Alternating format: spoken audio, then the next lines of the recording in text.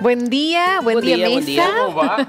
Buen día, Javi, Mariano, Santiago Polop, el invitado de hoy, politólogo, que se suma también a la mañana, ¿eh? No lo llamamos cafecito porque estamos, viste, con onda agua fresca. Con agua. Sí. Está bien. Así El que para está siempre hidratarnos. es el super vasito. No, eso. ese no falta nunca. Hoy Está caliente hoy encima. mate cocido. Ah, es mate cocido. Lo medio bueno de frío. eso es que no sabes lo que hay adentro. Claro, yo toqué pensando que era agua y no, No. estaba caliente. No, hoy Sí. hoy mate cocido porque me dio como un... El tema es que los térmicos cuando calientan o enfrían al exterior no andan bien. Ah, mira, Vos sí que está eso es fallando. sinónimo de que ya está No, pero vencido. está. está caliente el todo, está tibio. Bueno, la gente no sabe porque no puede sentirlo, pero está caliente. Ya te voy a regalar uno nuevo. Bueno, Sí. ahí está. Sí, será la conclusión. Me encanta. Si eso es a lo que arribamos, me encanta. Bueno, Santiago, gracias. Gracias por sumarte. Gracias por la invitación. A esta mesa que tenemos, una excusa para charlar sobre distintos temas de la actualidad. Y en el primero que les planteo es el de los vouchers, que tal como había anunciado en campaña el presidente Javier Milei, bueno, ahora a través del boletín se dio a conocer el lanzamiento de estos vouchers educativos para familias que no pueden llegar a pagar las cuotas de las escuelas Colegios privados. privadas. Ujú. Así es. Bueno, él lo había anticipado, lo había claro. prometido. Sí, uno, digamos, tendría que decir, digamos, en primer lugar eso, digamos, ¿no? Que cumple o está cumpliendo Con con lo que aquello dice. que prometió, Sí. digamos, ¿no? Mucha gente en campaña, digamos, ¿no? Sostenía que, bueno, no va a hacer lo que dice que va a hacer, digamos, ¿no? Y esa incluso fue muchas veces como la excusa para acompañar, digamos, ¿no? Con el voto en ese momento frente a lo que parecían desaguisados o contradicciones frente a cierta ética que tenía nuestra sociedad, por ejemplo, en relación a la educación. En relación a la educación, digamos, ¿no? Esto refiere puntualmente, digamos, ¿no? a nuestro sistema educativo, por eso me permito complejizar, digamos, ¿no? el análisis. Financiar, digamos, a la educación privada, ¿sí? Financiar puntualmente, subsidiar básicamente la educación privada a las familias, significa dos ejes, digamos, modificar. Primero, digamos, financiar lo que ellos sostienen, digamos, en base a su estructura doctrinaria, financiar la demanda, digamos, ¿no? Aquellas familias que necesiten, que quieran sostener la educación privada de sus hijos, ¿sí? Van a recibir, van a tener acceso, digamos, ¿no? a ese subsidio, digamos, ¿no? a esa demanda. Aquellos que no quieren ese tipo de educación o no pueden pagar incluso lo restante, porque esto por 3 meses se anunció, Sí. bueno, que vayan a otro tipo de sistema educativo. El segundo eje, por lo tanto, digamos, es que hay que analizar es el de financiamiento de la educación pública. Porque esto, digamos, no ocurre como síntoma, digamos, no de una percepción o de una lógica de gobierno en relación a la educación que supone empoderar, digamos, ¿no? a la educación privada, es decir, la financiación privada de la educación en términos familiares, individuales, en detrimento, digamos, y concomitante con un proceso de financiamiento y languidecimiento, ¿no? de la educación pública que es ostentoso.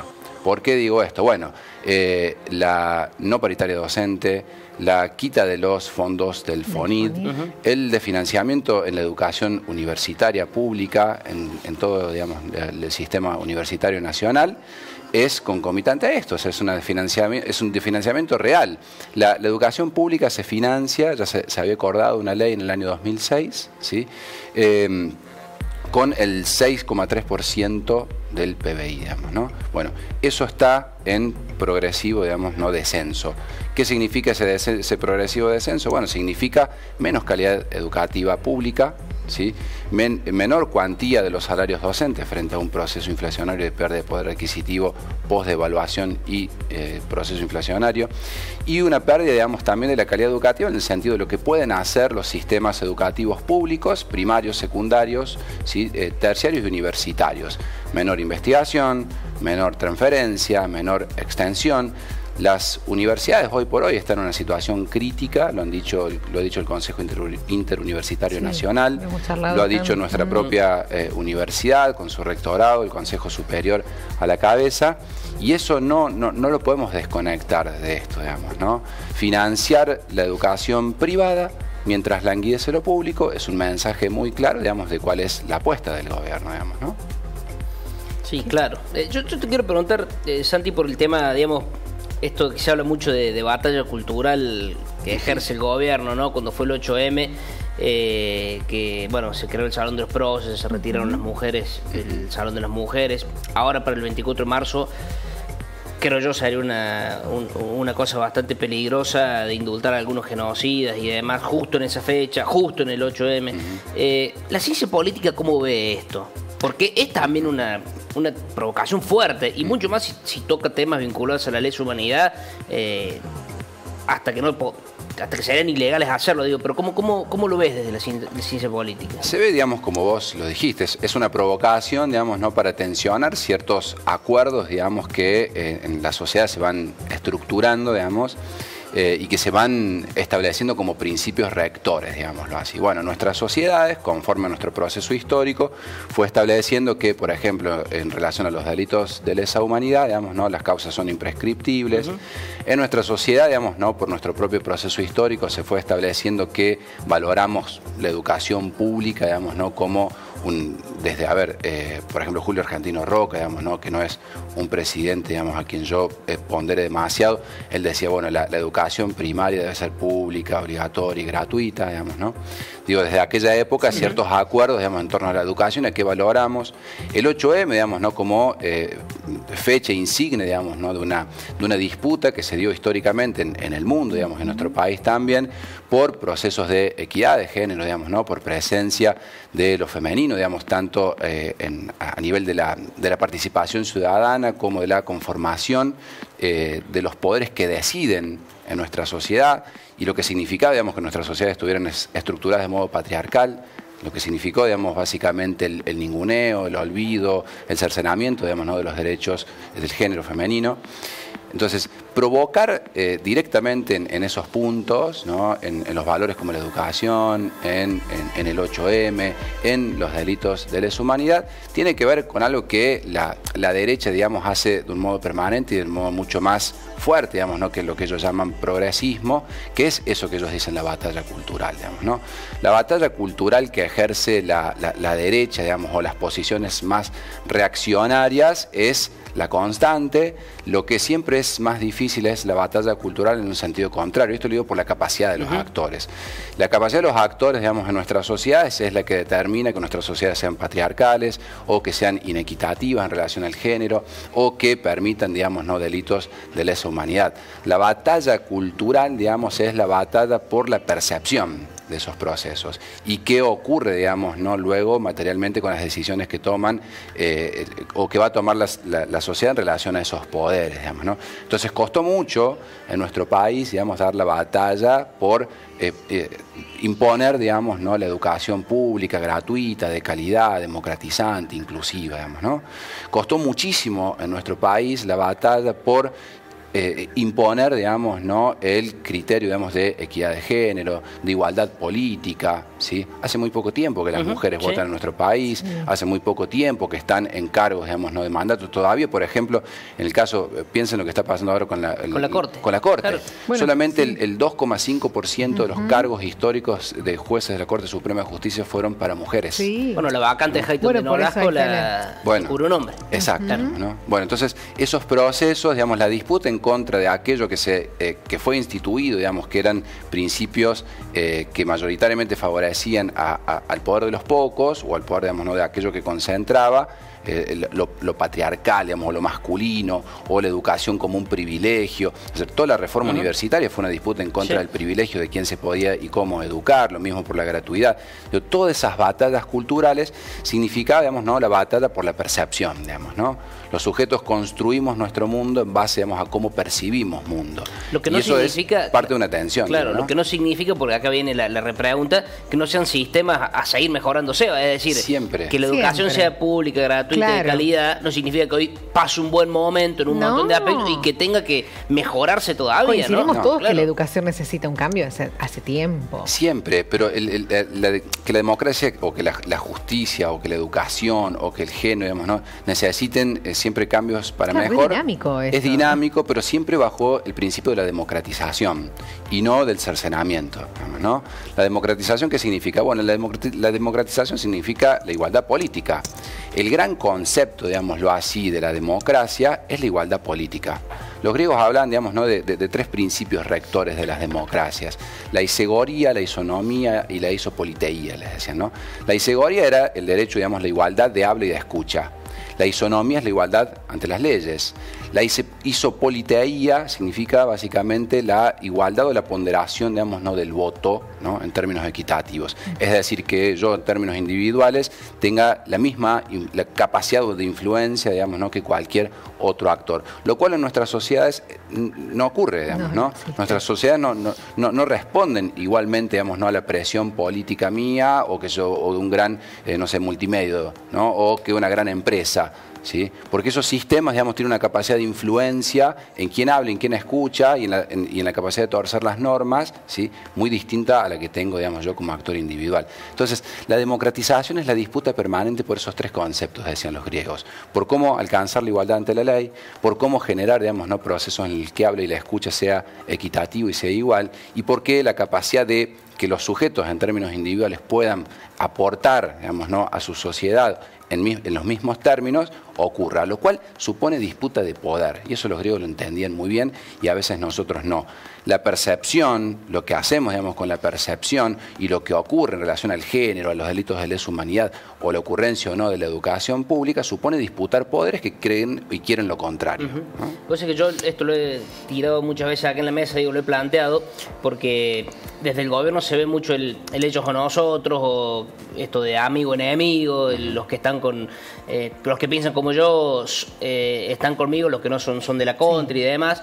Y yo pensaba que esos modos propios del kirchnerismo en su tiempo más fuerte, ¿no? Que era más o menos lo mismo, ¿no? Lo nacional y lo popular era lo de uno y el resto era, no sé, esto de como si los derechos humanos fueran solo propiedad del kirchnerismo y no, entre comillas, de los radicales, que fueron los que impulsaron de la mano de Alfonsín el juicio de la Junta, ¿no? Que por ahí a los radicales no les molesta decir, no, esto también fue una bandera que alzamos nosotros.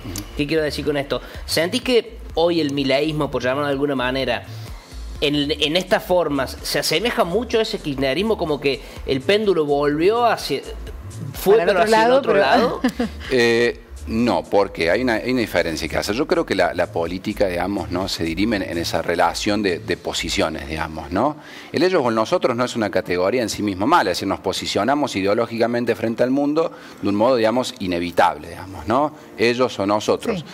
El asunto es si el ellos o el nosotros, la diferenciación, supone la cancelación y la eliminación de el ellos, digamos, ¿no? Claro. Es decir, sobre el nosotros. Uno podría decir que en el kirchnerismo, digamos, ¿no? hubo un proceso, por supuesto, de identificación de ciertas banderas y bueno, estos somos nosotros, digamos, ¿no? Y eso, digamos, es para ellos.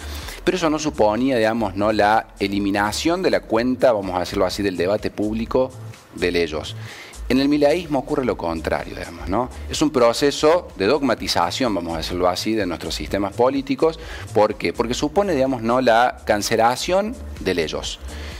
Fíjense lo que ocurre, digamos, ¿no? con nuestro presidente, cómo trata a todo aquel o aquella o grupo, digamos, ¿no? que no condice o que no abreva en sus fuentes. Zurdito comunista, ratas, le dijo a los diputados, a los gobernadores, los ha tratado de mogólicos, digamos, ¿no?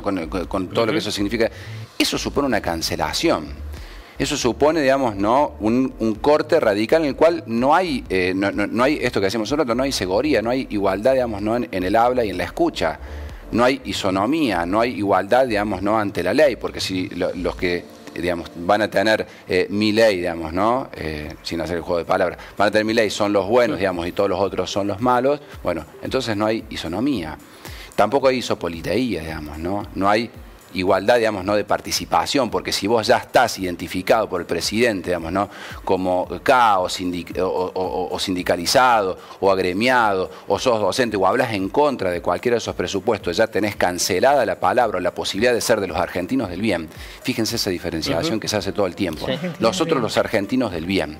Y los otros que no condicen que son argentinos del mal. Aparte siendo presidente, son presidente todos, de los de bien, de los de mal, de los de más o menos. Exacto, claro. Eso supone un riesgo muy, muy fuerte y muy peligroso para los sistemas de democratización. La cancelación de lo otro, ¿sí? agrega una violencia sobre el otro, habilita una violencia sobre el otro. Y no podemos construir democracia, ¿no? con la violencia que cancela o elimina lo otro.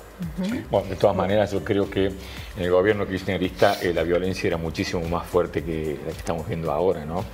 los escupitajos a las gigantografías de los periodistas en la plaza, la gigantografía de Macri en la universidad, de Gato y esas cuestiones, ¿no? Sí, Capitanich rompió la tapa de Clarín. Capitanich rompiendo la tapa de Clarín, Eve Bonafini diciendo HDP a Macri y que a la hija había que probar las pistolas Taser. Me parece a mí que el nivel de violencia era tremendo, ¿no? Que hay que ahorcarlos en la plaza, dijo Delía. A mí me parece que... Sí, yo hablo de la a mí lo que me parece, digo, es que hay que ¿no? tener una vara igualitaria, porque si no, es que cometemos el error de no ser objetivos en el análisis y eso nos posiciona en el ellos o en el nosotros. Me parece que si vamos a analizar la realidad debería ser de manera más equitativa, ¿no? Es decir, ni para un lado ni para el otro. Yo creo que un gran problema que tenemos en la Argentina es ese, ¿no? No hay un punto medio en los análisis, o estás conmigo o estás con el enemigo. Me parece que si queremos construir una sociedad igualitaria, tenemos que empezar por tener una mirada igualitaria en todo lo que miramos, porque si no, cometemos siempre el error de estar más de un lado que del otro, y eso a la larga no es igualitario, ¿no? Sí, la diferencia está, digamos, en las instituciones, digamos, en quienes conducen las instituciones y la responsabilidad que tienen, digamos, ¿no? Acá estamos hablando del presidente de la Nación, ¿sí?, que trata de ratas a los representantes, digamos, ¿no?, de un sentir popular, digamos, que votaron a otros partidos, ¿sí?, y que como no votan, digamos, lo que el presidente quiere, los trata de ratas, digamos, ¿no? O el presidente llamando mogólico, digamos, ¿no?, a un gobernador. No estoy convalidando eso, pero digo, tampoco nos hagamos los sonsos con lo otro, ¿no? No se trata, se trata de hablar de la institucionalidad del poder, digamos, ¿no? Por eso, estamos hablando de esos términos. Había instituciones antes que perseguían a la gente, ¿o no? No, acá el INADI no perseguía a la gente, no perseguían a periodistas. Pero ¿en qué sentido? Pero esos son enunciados. Uno tiene que validar los enunciados. Las gigantografías y la escupitajo de los chicos era un enunciado. Eso no eran de los funcionarios. ¿Cómo que no venía del gobierno? Uno tiene que validar lo que dice. Por eso, hay miradas que son muy sesgadas. Entonces, me parece que si vamos a construir una sociedad el problema es que uno no puede, digamos, no informar o anunciar, digamos, no información en base, digamos, no a un meme o a un zócalo. No son hechos. Uno tiene que validar los hechos. Bueno, no podés negar que no escupitar, no podés negar. Estoy hablando de la institucionalidad del presidente, digamos, bueno, pero eso era institucionalidad del partido que gobernaba en ese momento. ¿O fue un vecino que puso una gigantografía para que escupitara? No, de ninguna manera. Bueno, entonces... Eso hay que, insisto, validarlo y ver, digamos, quién hizo eso y cómo fue, digamos, ¿no?, la representación, en todo caso mediática, pero eso no salió, digamos, del poder del Estado. Acá estamos hablando que salió del poder del acá Estado. Estamos hablando que Eve de Bonafini era del poder del Estado también. No, de ninguna manera. Sí, por supuesto. No tenía ningún cargo ejecutivo. El kirchnerismo se apropió de los derechos humanos, se apropió de las madres de Plaza de Mayo, cuando la entidad de la madre de Plaza de Mayo es de todos los argentinos. Entonces, bueno, te podés apropiar de eso. Uno tendría que pensar por qué, eso que usted dice, digamos, ¿no?, las madres de Plaza de Mayo, abuelas de Plaza de Mayo, ¿por qué se identifican con unos sectores políticos y no con otros? ¿Por qué se identifican con esos sectores y no? No, pero por supuesto. A mí me parece porque se identifican en base a presupuestos, digamos, o a la defensa de ciertas banderas, digamos, ¿no? Si madres y abuelas de Plaza de Mayo se identifican más con los gobiernos peronistas o kirchneristas o progresistas que con un gobierno de Milei que defiende, digamos, genocidas, y bueno, es lógico, digamos. Es que además vos no te tenés que identificar con un gobierno. ¿Por qué te tenés que identificar? ¿Pero cómo que no? No, vos sos una institución del país, no de un gobierno. Ese fue el error. Vos te tenés que identificar con el país, no con un gobierno. O las madres de Plaza de Mayo son de un gobierno.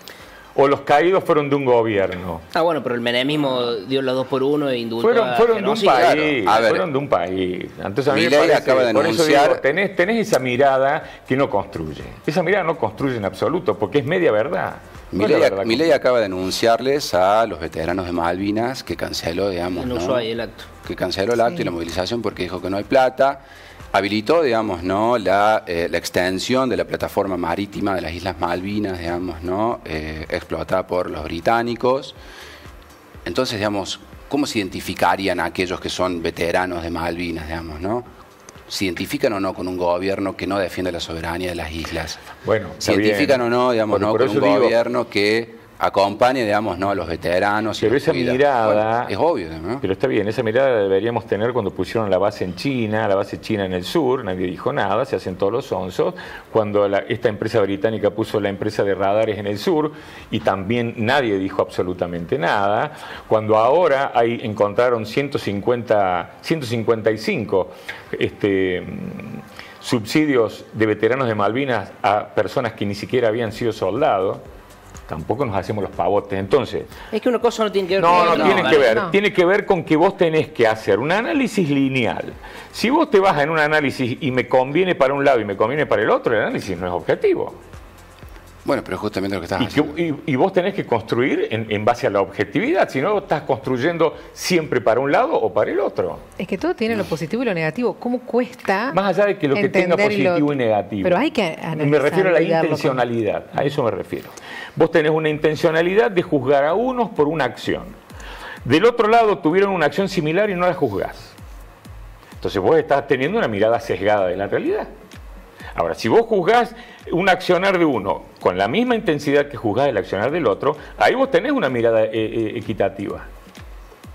Si yo, ante una acción, me hago el sonso y ante la otra soy un crítico especialista, bueno, entonces tenés una mirada sesgada de la realidad.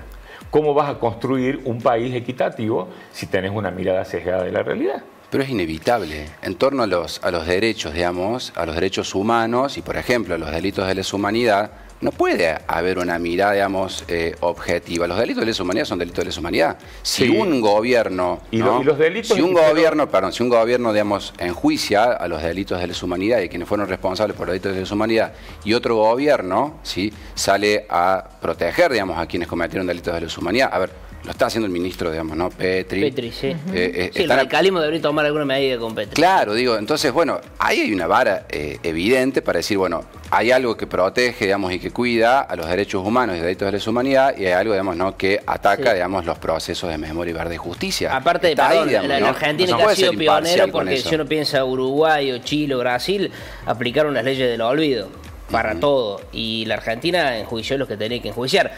Ahora, perdón, entiendo tu pregunta. No, si vos me decís, faltó de enjuiciar a Firmenich o a quien sea, bueno, discutámoslo. Lo que no significa que lo otro no sea no sean delitos de lesa humanidad. No, nadie está, yo no estoy sacándole el rótulo a eso, al contrario, me parece fantástico lo que se hizo ahí. Bebés, que asesinó inocente y que desapareció gente, creo que eso no lo podemos discutir. Nadie lo niega. Sí podemos discutir, bueno, faltaron... bueno, hay que enjuiciar a algún par de montoneros, algún par de... No, mucho. Yo te digo una cosa, si vos, siempre pongo el mismo ejemplo. Los dos demonios no es una teoría aplicable. Si vos tenés una familia, si vos tenés una familia y tus dos hijos se pelean y vos castigás solamente a uno, ¿qué va a pensar el otro hijo? Es que no hay comparación con el ejemplo. No, perdónenme.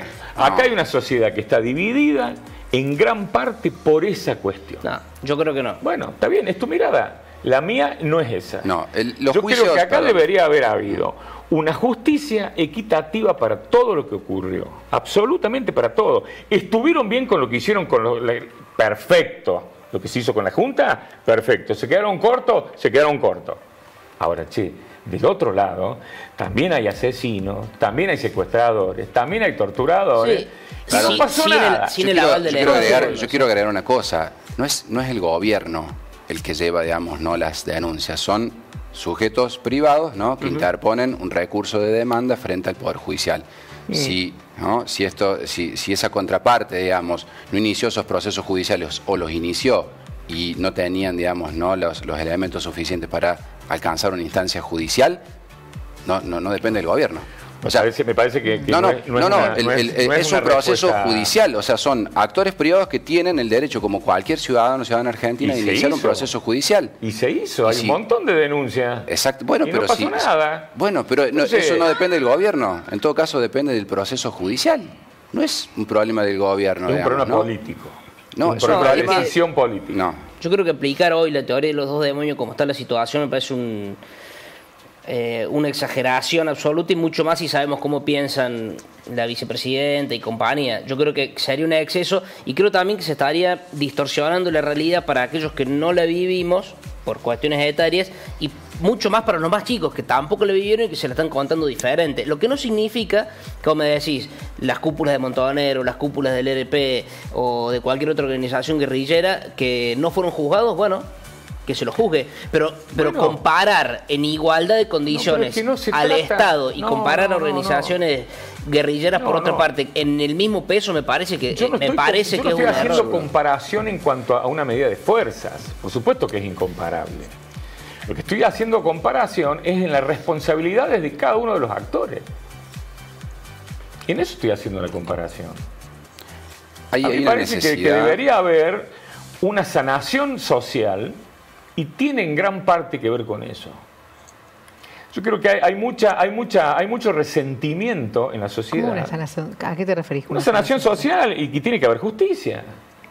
Porque se sanó una gran parte de un lado de la sociedad que está bárbaro, insisto. No sanó judicialmente, jurídicamente. Por supuesto, estoy hablando de eso, no una sanación espiritual o emocional. Pero digo, hubo una sanación de ese lado y del otro lado no. Entonces, es muy difícil construir sobre eso. Vos tenés una pared que está hecha de ladrillo y la otra está hecha de barro. Y bueno, la de barro se te va a terminar cayendo. No, pero esa falsa equivalencia, digamos, ¿no? De poner a las dos situaciones en las mismas condiciones, está mal, digamos, ¿no? Porque eso es, digamos, no lo mismo que hace la teoría de los... Y claro, pero está mal porque... ¿Qué es lo que está mal? Está mal porque de un lado estamos hablando de delitos de lesa humanidad, que es una categoría y es un concepto muy concreto, digamos, ¿no? Y que tiene responsabilidades muy concretas. Un genocidio, ¿sí? No es lo mismo, digamos, ¿no? Que un acto, digamos, ¿no? Un crimen individual. No es lo mismo. Pero perdóname, una bomba en un colegio no es un crimen individual. ¿Qué es un crimen eso? ¿Qué es una bomba en un colegio? La que tiraba Bullrich. Sí, claro. Las que tiraba Bullrich. La bomba que pusieron en la escuela de la Policía Federal, 40 guasos. Los delitos de lesa humanidad, los genocidios... ¿Eso no es un delito de lesa humanidad? No, perdón, no. Eso es un crimen privado. Los delitos de lesa humanidad son una categoría muy concreta. No podemos discutir este tema con eso. No lo digo yo, lo dice el derecho internacional. Lo dice el derecho internacional. Tal vez, bueno, tendrás que reescribir manuales de derecho internacional. Posiblemente. O sea, digamos, Auschwitz no es lo mismo que lo que pasó en Irlanda con el IRA, por ejemplo. Sería ese el ejemplo. Exacto. Es incomparable, es imparametrable. Si todo vale lo mismo, nada vale, digamos, ¿no? No, a mí pero el mensaje de la Perdón, hay una cosa, porque acá yo mientras veía el celular, mientras Santiago hablaba, vos Santi escribiste soberanía popular y derecho. Sí. Ontologías del consenso y del conflicto y la construcción de la norma. ¿Cuánto y son? Estoy viendo acá, ¿cuántas páginas? 250 páginas y hablas de todo. ¿Cuánto te llevó? Y eso me llevó unos 3 años. ¿Y a cuántos pensadores leíste? Bueno, incontables, muchos. Porque acá de Rousseau, ese fue mi trabajo de doctorado. Yo me es doctoré, un doctorado, bien. Con eso. Entonces, ¿qué quiero decir? Que enfrente tenemos un tipo que es un crack, un especialista, un estudioso, pero y no es por ser un lamebota ni mucho menos, sino porque lo dice un trabajo, y que nosotros, que por ignorante muchas veces sin saber, caemos en facilismos, que la gente cae en facilismo. Lo hacemos quienes estamos de este lado, que no somos estudiosos de estas naturales, entonces caer en la teoría de los dos demonios fácil, porque ellos lo hicieron.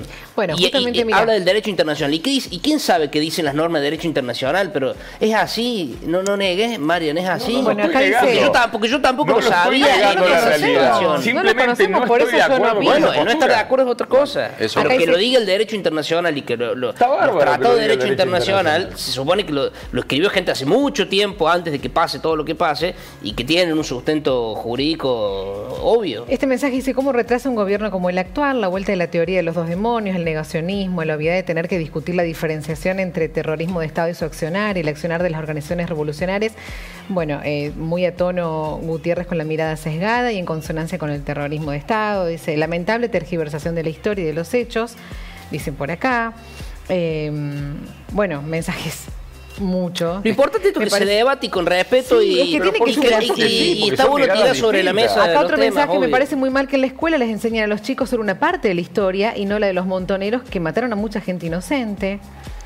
Ante esa pregunta, ¿qué tenés para decir? Yo creo que la historia debe, por supuesto, enseñarse, digamos, ¿no? Con toda su crudeza. Claro. ¿Sí? Y lo que se debe enseñar, digamos, en relación a los procesos de memoria, verdad y justicia y lo que ocurrió, digamos, en nuestro país durante esa época, tiene que retratar, digamos, todos los hechos, ¿sí? Pero también, digamos, hacer una jerarquización, esto que decíamos, digamos, no son lo mismo, digamos, no los crímenes que cometió Montoneros que los crímenes del terrorismo de Estado. ¿Pero por qué no son lo mismo, para entenderlo? No son lo mismo porque el accionar estatal, vamos a decirlo así, el terrorismo de Estado... El aparato del Estado. El aparato del Estado. Uno, a ver, piénsenlo en términos individuales, lo que significa uno, digamos, ¿no? Con su pequeño cuerpo, su presencia, digamos, ¿no? Como pequeño cuerpo frente, por ejemplo, a... qué sé yo, la avanzada, digamos, de las fuerzas policiales, digamos, ¿no? O la capacidad que tiene el Estado, digamos, ¿no? Para apretarme, controlarme o reprimirme, ¿sí? Bajo su voluntad, digamos, ¿no?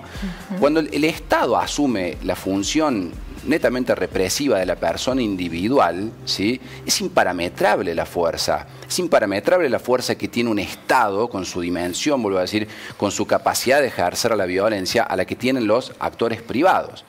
El terrorismo de Estado es algo muy puntual. Es la puesta, digamos, ¿no? De la totalidad del aparato del Estado represivo, digamos, ¿no? En términos políticos, en términos económicos y en términos, ¿no? de la represión física para condenar, para perseguir y para reprimir a ciertos individuos privados, digamos, ¿no? Entonces, cuando se vuelca, digamos, ¿no? Eso sobre una sociedad, cuando son identificados ciertos actores individuales como enemigos, esto que hacemos un rato, como enemigos a eliminar por parte del Estado, no se corre a parejas, digamos, ¿no? Y te planteo, por ejemplo, perdón, suponer, si hubiese sido, bueno, que era la lucha contra la guerrilla, ¿no? Lo que era en Tucumán, que creo que en el 76 ya había sido eliminado. Si era solo el Estado argentino contra el ERP, por ejemplo, en ese punto, y que no hubo víctimas inocentes, y hablamos de una organización, no sé si terrorista llamarla, contra el Estado, como me lo expliqué recién. ¿La justicia cómo juega ahí? ¿Qué rol ocupa? Bueno, ahí está. Si entra la justicia, ¿sí? Aquellos que son, digamos, condenados o acusados de terrorismo deberán, digamos, no pagar. O sea, la organización terrorista y el Estado. Deberán pasar por un sistema judicial. ¿Qué hace un Estado, digamos, no? Justamente un Estado terrorista, digamos, ¿no? El terrorismo de Estado, ¿qué significa también? Significa eliminar la posibilidad del juicio justo, es decir, eliminar una parte fundamental. Una garantía constitucional. Una garantía constitucional. Eliminar una pata fundamental de los Estados modernos, digamos, ¿no? Que es el poder judicial. Por eso, quienes fueron presos políticos, por ejemplo, ¿no? Sobrevivieron, porque fueron pasados por el sistema judicial y fueron, ¿no? Sindicados como y acusados a través, es decir, se le dio entidad a la persona privada. Aunque no haya sido justo el juicio. Aunque no haya sido justo el juicio, ¿no? Pero se le dio entidad a la persona. ¿Por qué desaparecía gente la dictadura? ¿Por qué la tiraban de aviones? ¿Por qué hacían fosas comunes, digamos, acá en La Perla? Bueno, porque, digamos, no, esas personas no habían pasado por un sistema judicial y no tenían el reconocimiento como sujeto privado. Es decir, no se me identificaba como Santiago Polo, ¿no? Juicio tanto, digamos, sumario tanto, ¿no? Bueno, esa es la diferencia, digamos. El Estado, en su inmensa capacidad frente al privado, ¿no? Porque el Estado no es solamente el que cobra impuestos. El Estado, digamos, es el que tiene capacidad, digamos, el ¿no? Poder de policía y exacto, todo. Digamos, ¿no? Entonces, cuando eso está puesto al servicio de un programa ideológico, digamos, ¿no? Que decide eliminar a ciertos individuos por su raza, por su género, por su credo religioso, por su ideología, claro. ¿No? Es absolutamente imparametrable, ¿no? Las consecuencias. Por eso esto fue un genocidio.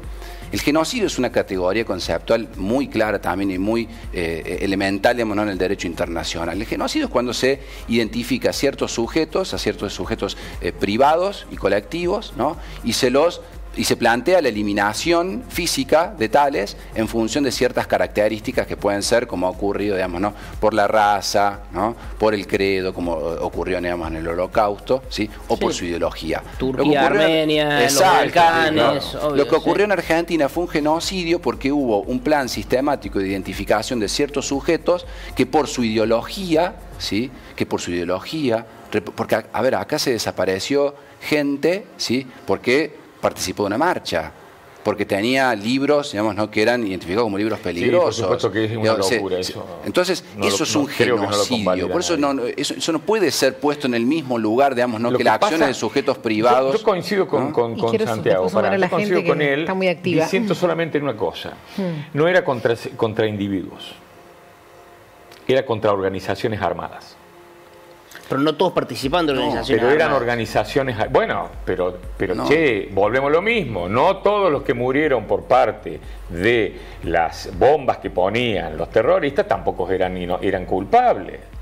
Entonces digo, o culpables, o eran el enemigo. Explícale a los familiares de, por ejemplo, los desaparecidos y los muertos, bueno, digamos, los explícale- compañeros docentes, no docentes o explicar a los que estudiantes de murieron nuestra con el universidad. terrorismo es la misma. No, Sí, no es no, la no, misma, no es lo es la mismo, misma. no es lo mismo. Ese es el punto. Es exactamente lo Acá, mismo, porque en acá nuestra estamos hablando de ciudad- muerte. En nuestra ciudad, no. Estamos hablando de muerte. En nuestra No importa ciudad, quién lo mató. Acá Sí, estamos hablando claro, de muerte. claro. No es lo mismo No, que no te es lo mismo. desaparezca el pero Estado no con su persiguió organización. individuos, no eran individuos, no era Javier Albarracín que iba caminando por la calle solo, era contra grupos armados. No. Que estaban uniformados hasta como soldados. Está la foto Pero ¿dónde- de Vaca Narvaja con uniforme militar. Pero ¿dónde, Bueno, pero ¿cuántos ¿dónde estaba son? el uniforme Muchachos, de Peco por Duarte? favor. Acá el compañero, digamos, no ¿Y docente dónde de la estaba universidad. el uniforme? ¿Dónde está el uniforme ¿Y dónde militar, estaba el digamos, uniforme del militar de la hija de estudiante? Lambrusquini con 15 años en la bomba Pero, que por pusieron en favor, el no, edificio? no podemos- no ¿Dónde podemos- estaba ahí? no. Entonces No, me parece, no. por eso digo, tenemos miradas sesgadas. No, por favor. Que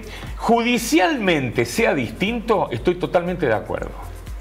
Ahora, que socialmente sea distinto, no es distinto, es lo mismo. No, es distinto. No es lo mismo. Judicialmente puede ser lo mismo. Socialmente no es lo mismo. Es que- porque el dolor que siente una familia porque perdió un hijo por el proceso militar es el mismo dolor que tiene una familia que perdió un hijo con una bomba del terrorismo. El dolor es el mismo. Pero acá no se mide ¿qué dolor. judi- La pérdida sí, pero- Bueno, y si eso es lo que yo quiero defender. No me importa a mí la parte judicial. Por supuesto que hay un rol del Estado que es distinto al otro. Pero en definitiva, el dolor de la sociedad es el mismo. Y lo que uno tiene como gobierno, la responsabilidad de que ese dolor se calme en partes equitativas. No podés insistir siempre con una parte de la historia y olvidar a la otra. Pero- ¿Qué es lo que está pasando? ¿Por qué, digamos, el pueblo judío no bueno, insiste?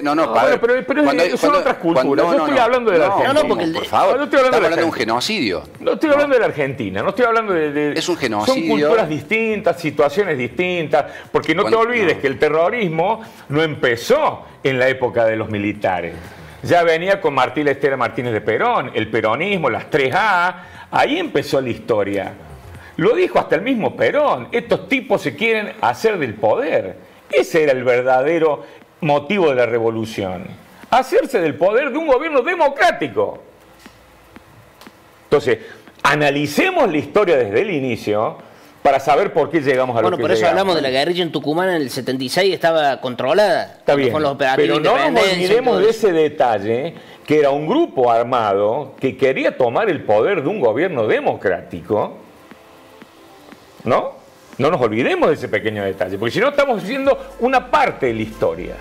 Bueno. Y acá tenemos, o vemos la historia o no la vemos. Bueno, si querés ver la historia en términos más largos, tenés que, digamos, y analizar ese proceso, tenés que ver y pensar en lo que fue, digamos, ¿no?, el golpe de Estado del 55 y uno de los actos, digamos, ¿no?, terroristas más grandes que hubo, que fue el bombardeo a Plaza de Mayo. Sí, 300 muertos. por supuesto que Murieron, sí. hubo más muertos que en Guernica, digamos, ¿no?, que Por es tan supuesto que recordado, sí. digamos, en el Por mundo. supuesto digamos, que ¿no? sí. Bueno, Nadie está entonces, ocultando eso. Hay 18 años de un proceso, digamos, ¿no?, de absorción del poder del Estado por parte, digamos, ¿no?, de fuerzas reaccionarias, digamos, a un proceso que había supuesto. sido democrático, ¿sí?, y que significó la cancelación de una ideología política durante 18 años. Por supuesto, ¿sí? eso nadie creo Y esa que nadie cancelación lo- no fue por las buenas, fue violenta, pero fue Santiago, criminal, digamos, nadie ¿no? creo que alguien haga la vista gorda de eso. No, sí, hay mucha gente que sí. Bueno, yo hablo por mí. Yo no hago la vista gorda por eso. Bueno, acá pero quiero- por eso digo, me parece a mí que tenemos que ser equitativos. Es que Quiero sumar a la Dale. gente, porque hay mucha gente que quiere opinar también y bueno, tienen su espacio, por supuesto. Son muchos los abusos que cometen y cometieron derechos humanos con personas que nada que ver con el genocidio. Personalmente viví esa época, dice Sonia Ponce, y me tocó directamente con familiar que montoneros agarraron de perejiles para justificar su fanatismo y lucrar para investigar. Es un comercio. Bueno, díganle a los periodistas de la mesa que dejen de usar los celulares. No, estamos leyendo mensajes de ustedes, porque si no, no los podemos leer. No, perdón, muchas veces el celular es una herramienta de Claro. información al instante, no es que estamos whatsappeando, ni sé que queda mal, pero bueno, que no sepan pero entender. hoy en día Vos se estás con maneja tu novia, así. yo sé. No, muy- Sí. estaba viendo el doctorado de Santiago. Queda mal si somos muchos los que pensamos distinto. Dicen por acá, está perfecto. A ver, José Luis también.